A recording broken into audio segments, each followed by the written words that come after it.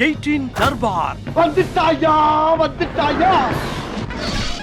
வணக்கம் மக்களே, வழக்கம் போல உங்களை குசிப்படுத்துற மாதிரி ஏகப்பட்ட சமாச்சாரத்தை கொண்டு வந்திருக்கோம். தர்பாரை தொடங்கலாமா? இந்த மாதிரி தப்பா போன ஒரு விஷயம் நீங்க மனசு புண்பட்டு இருந்தா நான் வருத்தம் தெரிவிச்சுக்கிறேன், மன்னிப்பு கேட்கிறேன். ஆனால் அதை மன்னிப்பு கேட்டதை வீடியோ பதிவு செய்து பொதுவெளியில வெளியிடுகிறார்களே, எவ்வளவு பெரிய அநாகரிகம், அநாகரிகத்தின் உச்சம்.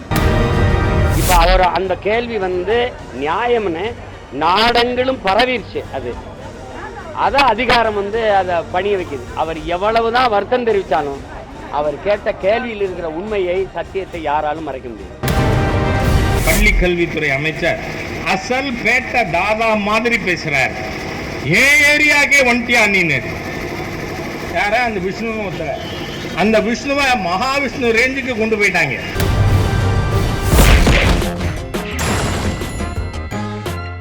என்னங்க நீங்க ஃபார்முலா 4ல நாய் வந்துருச்சான், இந்த நாய் ரேஸா அப்படிலாம் கேட்குறாங்க. என்ன கொஞ்சம் கூட புரிதலே இல்லை போங்க. ஃபார்முலா 1லயே நாய், முயல், இந்த மாதிரி ஏகப்பட்ட விஷயம்லாம் வந்திருக்குது. இவங்க என்னன்னா நாயை பத்தி பேசிட்டு இருக்கிறாங்க. என்ன போங்க அப்படின்னு அமைச்சர் பேசியிருக்க. அப்படி இந்த பந்தயமே நடக்குமா நடக்காதான்ற சந்தேகம் இருந்துச்சு. இப்ப பந்தயம் நடந்து அதுக்கு ஒரு நன்றி அறிவிப்பு நிகழ்ச்சி நடத்துவது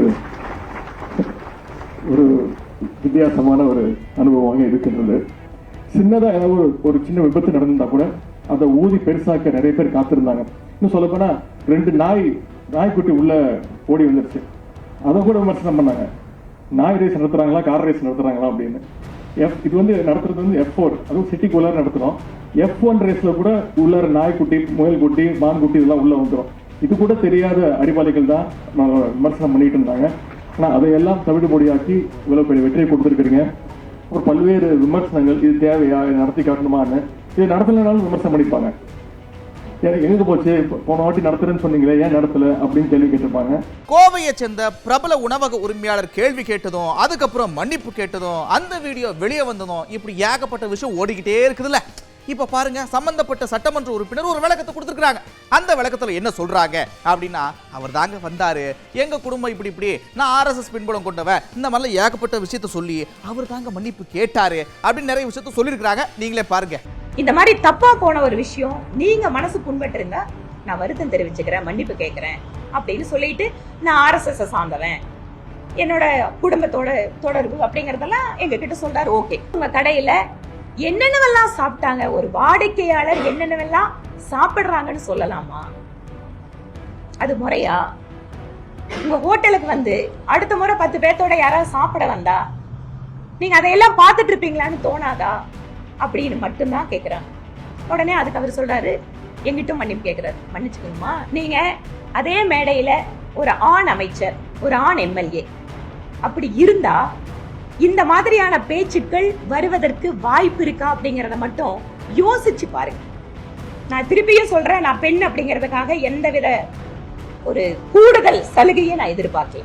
இந்த மன்னிப்பு வீடியோ வெளியானதுக்கு அப்புறம் அரசியல் கட்சி தலைவர்கள்லாம் தேசிய அளவில் கடுமையான கண்டனத்தை பதிவு செஞ்சிருக்காங்க. காங்கிரஸ் ஒடுங்கி பல்வேறு கட்சி தலைவர்கள் கண்டனத்தை சொல்லிட்டு இருக்கக்கூடிய சூழல்ல தமிழ்நாடு காங்கிரஸ் கமிட்டி தலைவர் என்ன சொல்லியிருக்கிறார் அப்படின்னா, நாங்க போராட்டம் நடத்த போகிறோம் அப்படின்னு அறிவிச்சிருக்க. அப்படி அரசியலமைப்பு சட்டத்தை மதிக்காமல் அவரை தான் தங்கியிருக்கின்ற விடுதிக்கு வர வைத்து மன்னிப்பு கேட்க வைத்திருக்கிறார்கள். எவ்வளவு பெரிய கொடுமை, எவ்வளவு பெரிய பாசிசம், வெறுப்பு அரசியல். மன்னிப்பு கேட்பது, மன்னிப்பு கேட்க வைப்பது பாஜகவாரால் இது வாடிக்கை. ஆனால் அதை மன்னிப்பு கேட்டதை வீடியோ பதிவு செய்து பொதுவெளியில வெளியிடுகிறார்களே, எவ்வளவு பெரிய அநாகரிகம், அநாகரிகத்தின் உச்சம்.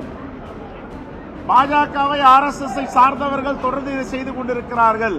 இப்ப அவரு கேள்வி கேட்டாரு, நீங்க கடுப்பானீங்க, அப்புறம் மன்னிப்பு கேட்டாரு, இந்த மாதிரி ஏகப்பட்ட விஷயங்கள் நடந்துருச்சு. ஆனா பாருங்க, இப்போ அது நாடு முழுக்க ட்ரெண்ட் ஆகி போக எல்லாரும் ஒரு பேசுனது சரிதானே, என்ன அப்படி பேசிவிட்டா அப்படின்லாம் கேட்க ஆரம்பிச்சிட்டாங்க. இப்போ நீங்க நாட்டு மக்களுக்கு பதில் சொல்லியே ஆகணும் அப்படின்னு அண்ணன் கேட்டிருக்க. அப்படி அவர் கேட்கிறாரு. இப்ப அவர் அந்த கேள்வி நியாயம்னு நாடெங்கிலும் பரவிடுச்சு. அதான் அதிகாரம் அதை பணிய வைக்குது. அவர் எவ்வளவுதான் வருத்தம் தெரிவித்தாலும் அவர் கேட்ட கேள்வியில் இருக்கிற உண்மையை, சத்தியத்தை யாராலும் மறைக்க முடியாது. நான் கேட்கிறேன், இந்த பொய்யா அன்பில் அவர் தான். நான் கேட்குறேன், அவர் என்னமோ ஏரியா தாதா லெவலுக்கு பேசிக்கிட்டு இருக்கா, அப்படி ஏதோ ஏரியாவுக்கு வந்துட்டியா அப்படின்னு பேசுறா, அப்படி என்னங்க நீங்க அப்படின்னு ஒருத்தர் காட்டமா அந்த பழைய தோணியில ஒரு கேள்வி கேட்டிருக்க. அப்படி நான் கேட்கிறேன், இந்த அது யாரு பொய்யா மொழியா பொய்ய மொழியா?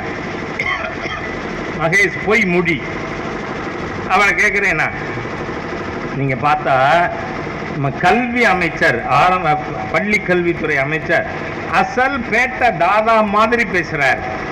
ஏன் ஏரியாக்கே வந்துட்டியா நீனு? யார அந்த விஷ்ணுன்னு ஒருத்தர, அந்த விஷ்ணுவை மகாவிஷ்ணு ரேஞ்சுக்கு கொண்டு போயிட்டாங்க. அந்த விடுதலை சிறுத்தைகள் சார்பா இந்த கள்ளக்குறிச்சியில மது ஒழிப்பு மாநாடுன்னு ஒன்று நடத்த போறாங்க. நீங்களும் கேள்விப்பட்டிருப்பீங்க.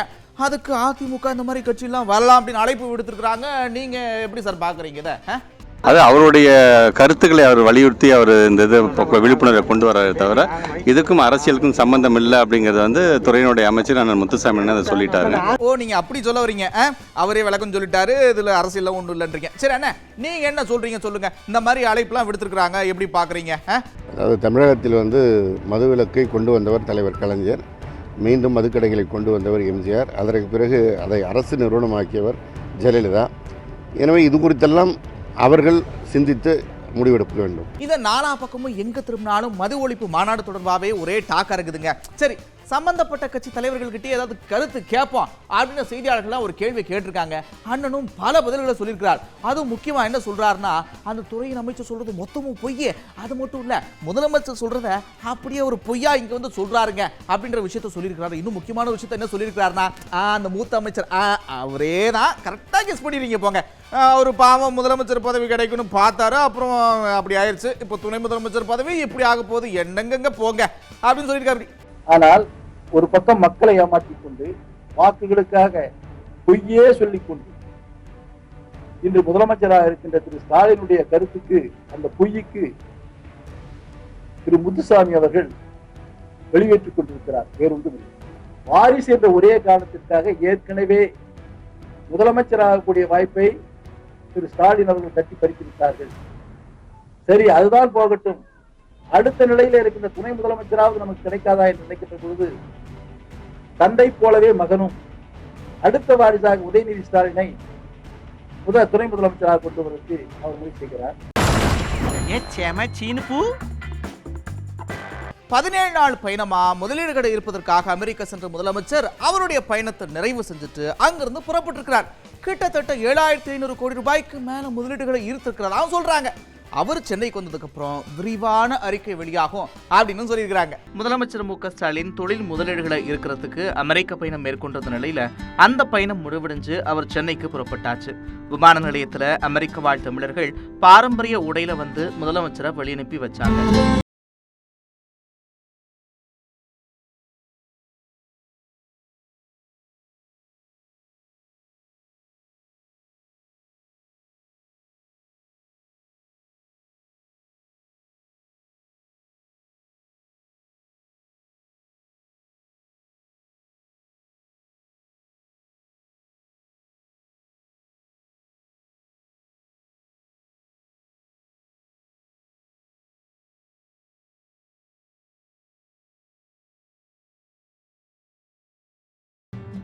இந்த பரபரப்பா போச்சுல்ல, தேர்தல் கடைசியா போச்சுல, நாடாளுமன்ற தேர்தல். அந்த தேர்தலில் ராகுல் காந்தி நிறைய விஷயங்கள்ல பண்ணாரு. அதுல ரொம்ப முக்கியமா ஒரு படம் வைரல் ஆச்சு. என்னன்னா, ஒரு சலூன் கடையில போய் அவர் முடி திருத்தம் சிகை அலங்காரம் பண்ணிக்கிட்டாரு. அதை நீங்க பார்த்திருப்பீங்க. அந்த கடைக்கு அவரோட அன்பு பரிசா நாற்காலி, இந்த மாதிரி ஏகப்பட்ட விஷயத்த அனுப்பி இன்பதிர்ச்சி கொடுத்துருக்காப்படி.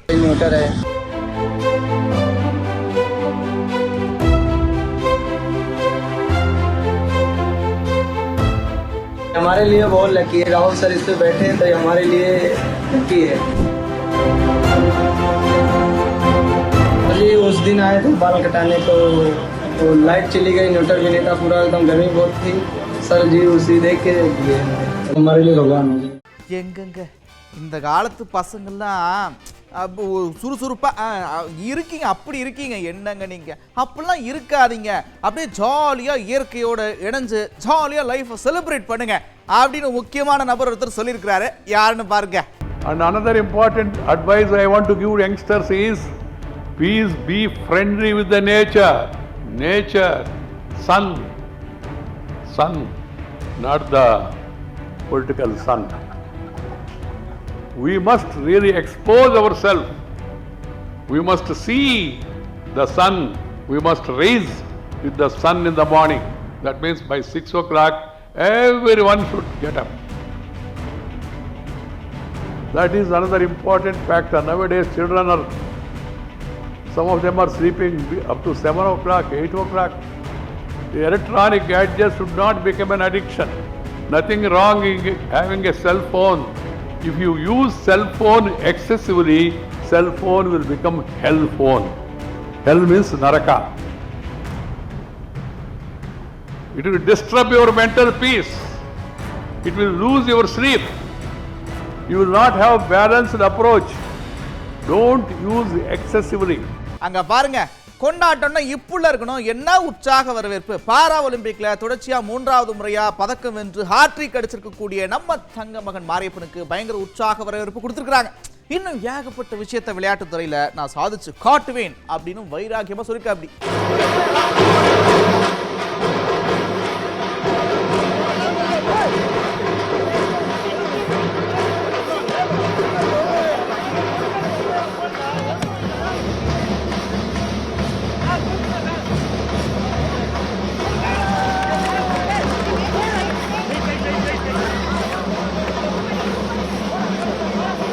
டைம் வந்து கோல்டு, சில்வர், பிரான்ஸ் அடித்தேன். ஆனால் மெடல் அடிக்கும்போது பார்த்தீங்கன்னா எனக்கு வந்து ஒவ்வொரு ஜம்ப் பண்ணும்போது எனக்கு வந்து நீ கோல்டு அடிக்கணும்னு சொல்லி தான் பண்ணிகிட்டு இருந்தேன். ஆனால் லாஸ்ட் மூமெண்ட்டில் வந்து என்னால் ஜம்ப் பண்ண முடியல, கிளைமேட் செட் ஆகல, இதாகிடுச்சு. தமிழ்நாட்டில் எப்படி காவிரி அப்படின்னு சொன்ன உடனே ஒரு இனம் புரியாத ஒரு சந்தோஷம், அன்பு எல்லாம் கலந்து அப்படி வருதோ, அந்த மாதிரி ஆந்திரா மக்களுக்கு கோதாவரின்னு சொன்னாலே அப்படி ஒரு புன்னகோரன்னா பாத்துங்களேன். அந்த கோதாவரியோட அழகு இருக்கே அழகு. அங்க பாருங்க, ஏனாம் பிராந்தியத்துல, அதுவும் சூரியன் மறையக்கூடிய அந்த நேரத்துல அககக பாருங்க.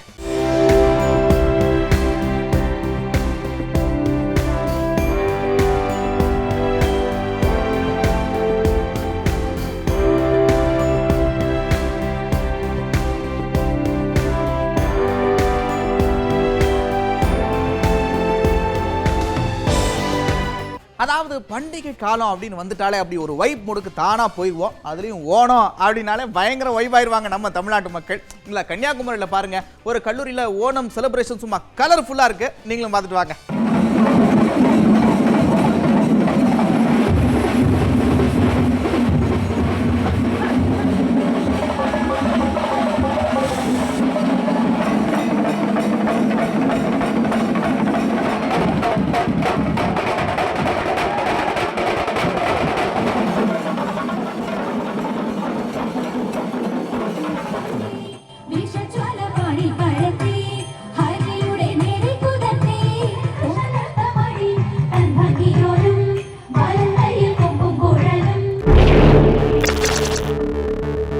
வேலை செய்ய இடங்கள்ல இல்ல ஏதாவது ஒரு மிஷின் பக்கத்துல இருக்கு அப்படின்னா கொஞ்சம் கூடுதல் கவனமா இருங்க. அங்க பாருங்க, அப்படித்தான் ஒரு அம்மா மிஷின் பக்கத்துல நிக்கிறாங்க. அவங்களுடைய ட்ரெஸ் அப்படியே இழுத்துட்டு அந்த அம்மா இழுத்துட்டு போயிருச்சு.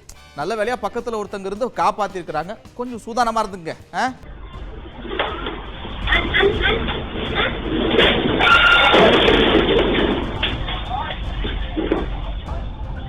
இல்லை, எனக்கு புரியல. ரோடே காலியாக தான் இருக்குது.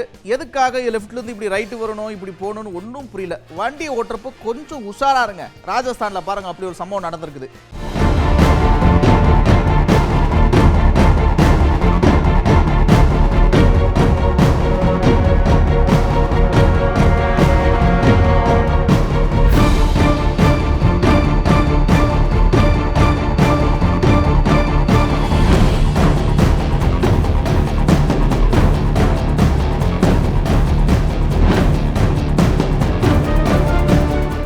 பாருங்க, அங்க பாருங்க, மக்கள் பாவம் சாமி கும்பிட வந்திருக்கிறாங்க. எப்படி இழுத்து இழுத்து தள்ளுறாங்கன்னு பாருங்க.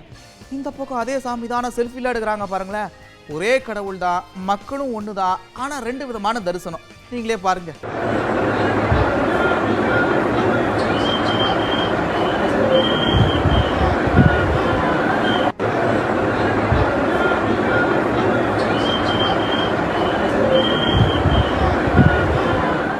பாருங்க, கொஞ்சம் அந்த மோட்டார் வாகனத்தில் போகிறப்போ கொஞ்சம் கூடுதல் கவனமாக இருக்கணும். அங்கே பாருங்கள், சின்ன கவன சிதறல் தான். பின்னாடி வந்த வாகனங்கள்லாம் நாகப்பட்டினத்தில் அப்படியே மோதி விபத்துக்குள்ளாகி ஒரு 3 பேர் காயமடைஞ்சிருக்கிறாங்க.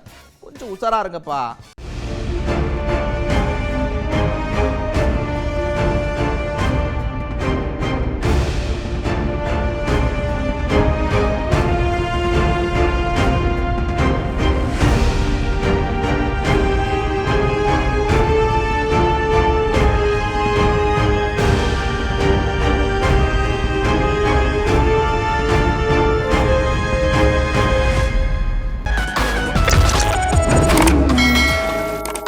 இன்னைக்கு நானா இல்லை அந்த ட்ரெயினா அப்படின்னு பார்த்துருவோன்னு உத்தரப்பிரதேசத்தில் ஒருத்தர் என்ன பண்ணியிருக்கிறாருன்னா, ஒரு சவாலை விட்டு ஸ்ட்ரைட்டாக ட்ராக்குக்கு பைக் எடுத்துகிட்டு போயிட்டு பைக்கில் இன்ஜினை கட்டி இழுத்துருக்கா. அப்படி என்ன இன்ஜினை? ரயில் இன்ஜினை. அப்புறம் என்ன ஆயிருக்கும்? வழக்கு போட்டாங்கல்ல, தேவையாதெல்லாம்.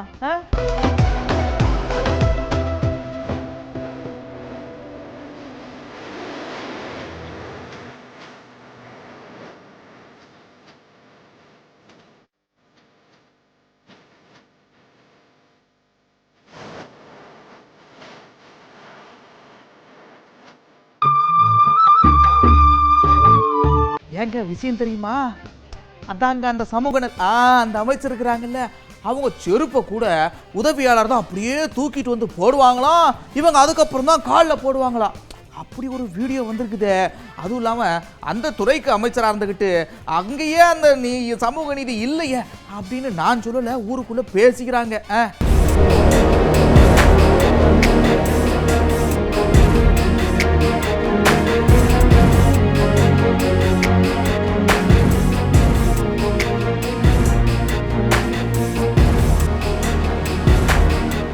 அப்புறம் என்ன, ஜாலியாக கலகலப்பாக பார்த்துருப்பீங்க.